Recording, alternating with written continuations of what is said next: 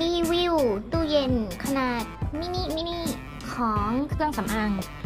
เพริเพราหรือว่าเพริเพราเก็บเลยดีกว่าเราจะมาโฟกัสที่ตู้เย็นมุ้งมิ้งสีฟ้าสวยมากเลยจะมีตัวตู้เย็นจะมีตัวสติกเกอร์สำหรับแปะตัวพวกขวดนมกระป๋องน้ำอัดลมกล่องนมคือเป็นของที่สำหรับแช่ตู้เย็นส่วนในตู้เย็นก็จะเปิดมามีติ้นลิปแล้วก็คอนทัวร์เราจะงัดมันออกมาจากตู้เย็นได้อย่างไรรอบ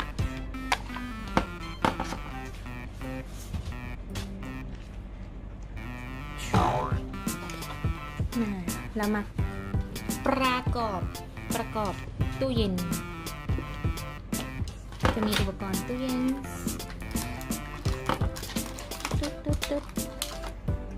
มีตัวลิ้นชักชั้นล่างตู้เย็นมีช่องถาดของตู้เย็น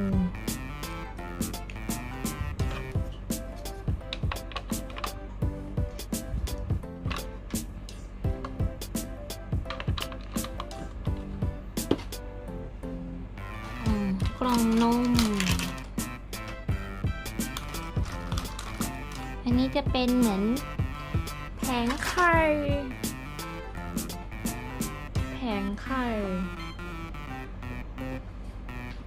แล้วก็จะไว้ชั้นบน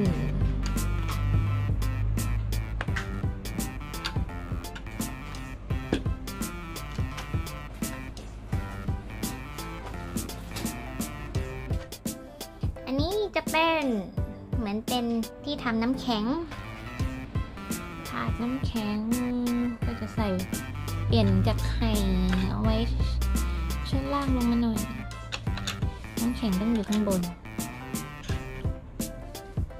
อันนี้ก็จะเป็น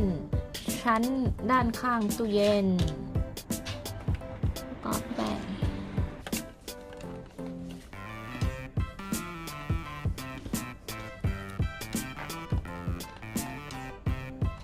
จะมี3 ชั้น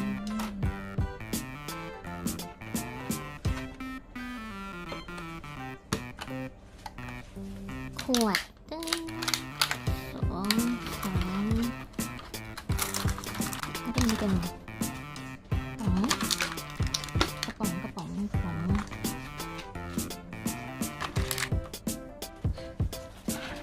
ปิ้ง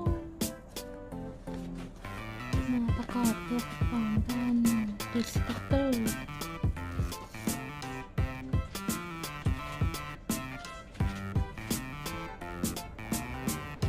แล้วกระป๋องเขาจะมีลูกเล่นอะไรหรือเปล่า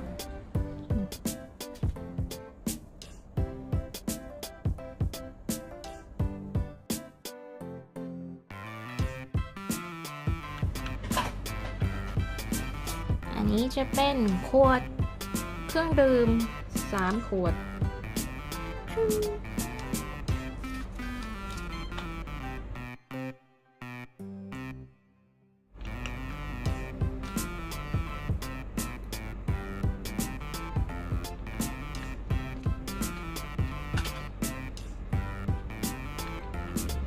มากล่องนมแ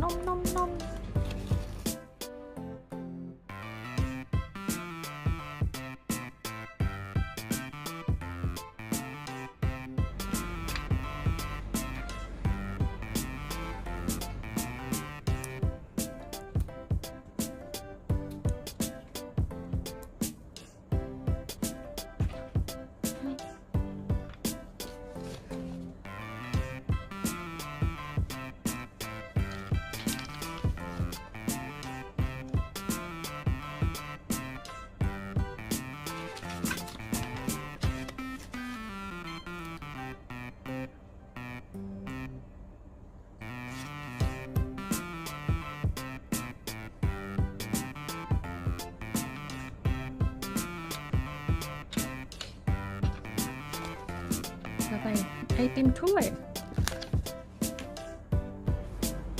หรือว่าอันนี้คือไอติมถ้วย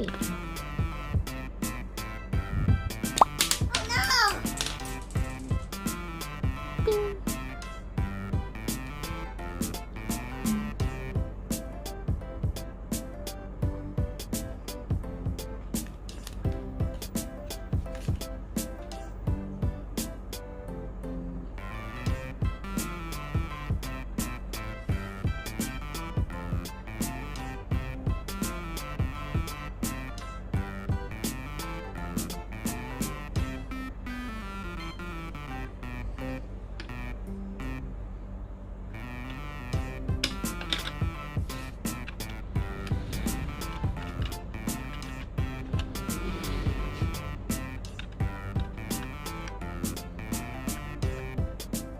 เอาทิ้งแช่ตู้เย็นได้ด้วยหรือไงน้ำดื่ม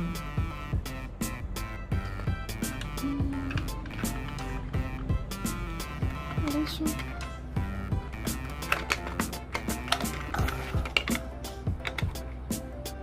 โอเคเก็บไปในนี้ตูม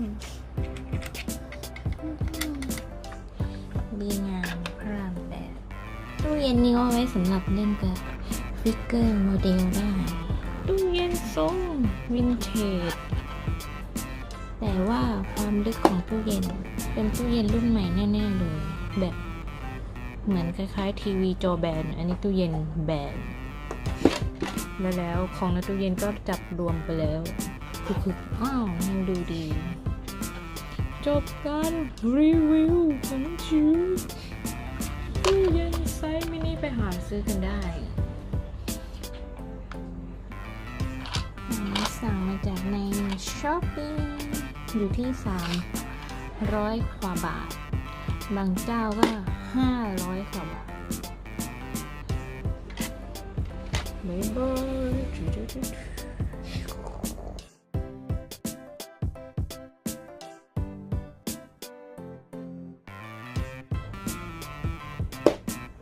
โอ้ยตู้เย็นมีแม่เหล็กแล้วค่ะ